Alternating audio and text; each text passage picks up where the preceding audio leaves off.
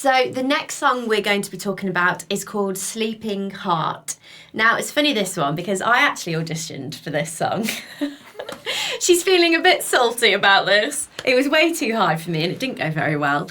But the singer that is on this is incredible. She's called Aurora Ray, so I would highly recommend researching her, supporting her music. Her voice is impeccable, isn't it? It's quite sultry and jazzy. I just love it. It's amazing. Yeah. It is amazing. So, and this song, wow, what a number. I've got to say this is one of my favourite songs. Can you tell me more? Okay, I got the inspiration for this song watching a movie. And there was a series of movies, a trilogy actually, based on the books of Sig Larsson, Swedish writer. The girl with the dragon tattoo. That's it, the girl with the... Right. There was a version made by Hollywood, starring, yes. and that which was just a single one, but the Swedes made 3 films. And this was the last one of the 3. The girl who kicks over the hornet's nest. Okay. And it's the very, very last scene of the movie, just before the music comes in. It's incredibly sad. It's so sad. It really got me. And then the music comes in and it sort of went like that, and it sort of had a massive effect on me because I'd had a similar experience with somebody previously that had been very much like the experience that the star of the as in the characters in the film. Yeah. And as soon as I watched it, and I sort of sat there for 10 minutes, and it's just suddenly I thought I've got to write the lyrics. So I started to write the lyrics to it. It has a very theatrical feel to it, the song, doesn't it? Musically, it's theatrical, isn't it? I'd say. Yeah, I mean it's a ballad. It's a ballad. It's a ballad. It's in 6/8, I believe, which seems to be one of my favourite time signatures. Yeah, so it's a slow ballad, and it's very, very powerful and very, very emotional. Did you want to dictate the lyrics just so we can have a bit more of an understanding what they actually mean? Okay. It's sad that we're parting, that there's an end, yet no starting. I grieve for your heart gone to sleep. For so long I've been wanting you and your loving, but time's being called from above. What do you mean when it says, I grieve for your heart gone to sleep? What does that mean? Well, the character in the movies, she had been abused all her life by not only her father, who tried to kill her mother, but also by the Swedish state who took control of her because she tried to set her father on fire in order to protect her mother. So they put her in a mental institution when she was 12, where she was abused by the head psychiatrist, strapped to a bed for 360 days or something. She was then put with a guardian who sexually abused her, raped her, and every time she wanted money, she had to perform sex on him to get the money. I mean, it was a terrible situation. And despite all her protests, the Swedish government, the police, the social services, they didn't want to listen to any of it, and so she had to deal with it. So any loving feelings that she had in her heart were completely destroyed by her. Numbed. By her. So basically, it's a numb heart. It's not a cold heart. It's a sleeping heart. Yeah, it's sleeping. It's not useful anymore.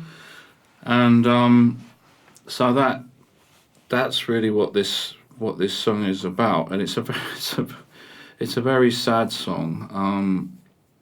And at the end of it, I wanted to change that situation. I wanted to, a bit like Sleeping Beauty, really, I suppose.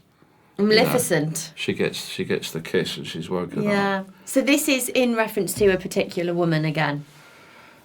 Yeah, from my perspective. So the movie sort of woke up these emotions in me, because I had a similar experience with a girlfriend some time ago, a long time ago, who really had two personalities. One was like the one in the movie, and the other was somebody totally wonderful. So the one in the movie, what would you say? So colder because of her abuse. Cold. And then the other one was warm. Light and dark, really. Light and dark. She had That's the dark interesting. side. The dark side, and she had been abused in her life, and she had been brought up by the state, mainly. And so we can't apportion any blame on her for that. You know, that's the situation that she went through. But she had a wonderful side, a very light side, which I totally adored. And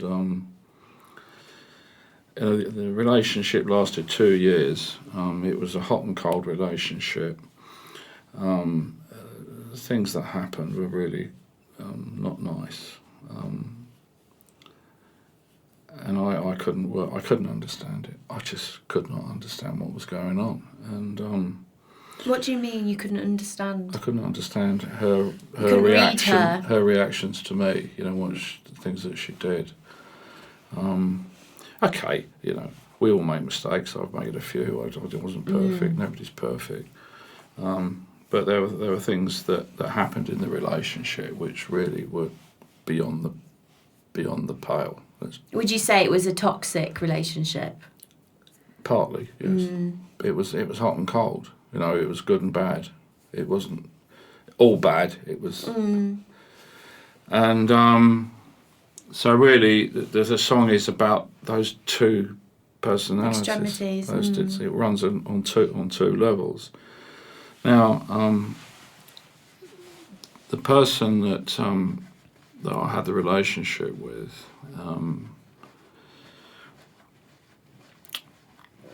what can I say? I forgave her in the end. I forgave her for all the things that had happened, because when I originally I worked it out that this was another karmic relationship, and she was paying me back for things that I'd done to somebody else many hundreds of thousands of years ago. And hang on, you can't just say 100. So do you believe that you've lived before? Oh, of course, yeah. Yeah, of course. So I worked it out that that's what this was all about, because I could not understand how you know what. So it was her paying me back. She was acting a part. She was being an actor, and paying me back for what I'd done to somebody previously. And you call that karmic debt? That's She was paying you back. Yeah. Okay. And I forgave her, because I knew that's what it was. Couldn't have been anything else. Because I do believe I'd have relationships with this lady in previous lifetimes, quite a few, and I was very fond of her. I mean, the first time I met her, it was sort of love at first sight, really. So but in the song, so what do we say? We've done the first two verses. Charismatic, always smiling, you're funny, so beguiling, but I wish I could set your heart free. In other words, I wish you could be like that all the time. If I had a magic potion or some secret lotion or words that would your heart awake, I'd prescribe it with my lips, then dispense it with a kiss. What wonderful lovers we would make. So this is my wishful thinking. I wish that I could change this situation. I would do anything to change it if I could, using magic, a bit like the Sleeping Beauty and the prince waking up after 100 years. Oh, I love that film. Yeah, great. Such pain you have hidden, transmuting it forbidden, so we must write another play. Perhaps with our acting the parts were too exacting, sadly this one's an end. What that really means is that paying back the karma, for me, made the relationship extremely difficult to carry on, But she was doing what she was intended to do. We had a contract before we came to Earth, and she was fulfilling that contract, which I'd agreed to. But it was difficult. It was difficult for the relationship to carry on. But again, you feel like you've learned something from the relationship. Well, yeah, I mean, the thing I've learned from it, that I can pass on as something that people can either accept or not accept, according to your views, is that the majority of relationships between men and women on Earth are karmic in some way. There are very few where you have a relationship where there's no issues. It's just, pure magic, Very few like that. If you're with a particularly powerful soulmate or your twin flame, then that may happen. What do you mean by twin flame? Well, humans are created as male and female. There's a male and female aspect. So the alpha and the omega, the alpha being the male, the omega being the female. So the male is 60% male, 40% female. The female is 60% female, 40% male. And there's two of you. So if you're incarnated on Earth at the same time, there'll be somebody walking around that is your other half. We use that expression, who's my other half? And that's really what it means. It's your other half. It's the half of you. Half of you. It's the half of you, yeah. But that's not always the case that the twin flames are on Earth at the same time. It's more likely that the twin flame will be, in spirit, helping the twin flame on Earth. So what's the difference between twin flame and soulmate? Is it the same thing? No, it's not the same thing, but in essence, it's a similar thing. So we all have. If you were to draw a circle and then put your finger in the middle of it, you're that person in the middle, okay? And then you will have people around you, friends, family, that you've incarnated with over many, many times on this planet or other planets.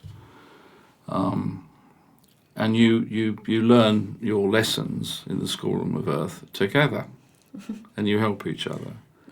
So in this situation in this particular song, I think that the lady concerned found it very difficult to do the things that she did to me that really hurt me, because I think she did love me.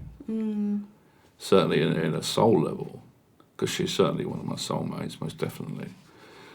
And but who would you rather do bad things to you?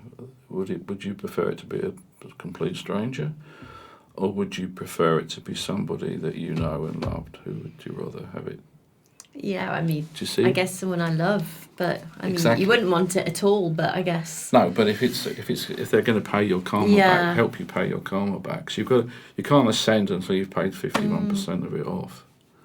You can't. What do you mean by ascend? Go permanently back to heaven permanently, so you don't have to keep coming down into the physical plane. I mean, this is interesting, especially if you are spiritual, or if you're not spiritual. This is I'm learning a lot right now, so it's very interesting. But yeah, I would definitely recommend listening to Sleeping Heart, because it is a brilliant song. And again, I am going to mention Aurora, because her singing is impeccable. So yeah, thank you, Kim. I'm looking forward to listening to that song again. Most certainly. Okay, thank you very much. Thank you.